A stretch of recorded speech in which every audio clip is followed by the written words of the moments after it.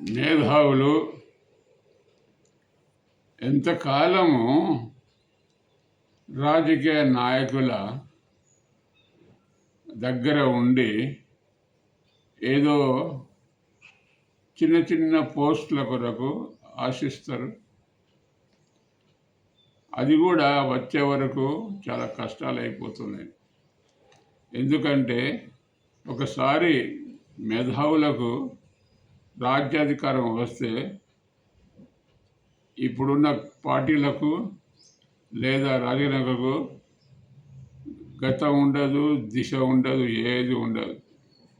అందుకొరకు మేధావులను ఏ రాజకీయ నాయకుడు కూడా ప్రోత్సహించడు.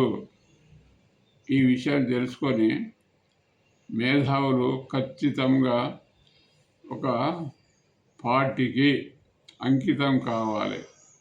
అంకితమై ప్రపంచం లోపల ఉన్నటువంటి చీకటిని పారడోలం కొరకు ముందుకు రావాలి.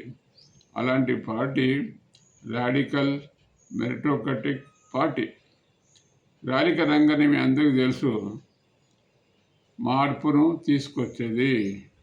మామూలు మార్పు కాదు, కూకటి వేళ్ళతో కూల్చేసేటువంటి వ్యవస్థను తీర్చిదిద్దేటువంటి పార్టీ.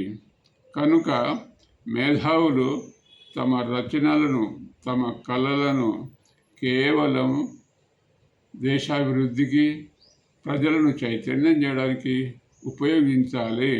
అలాంటి పార్టీ రాడికల్ మెరిటోక్రటిక్ పార్టీ. కాబట్టి ఆ పార్టీకి మీరు రావాలని చెప్పేసి మీకు నా యొక్క మనవి చేస్తున్నాను.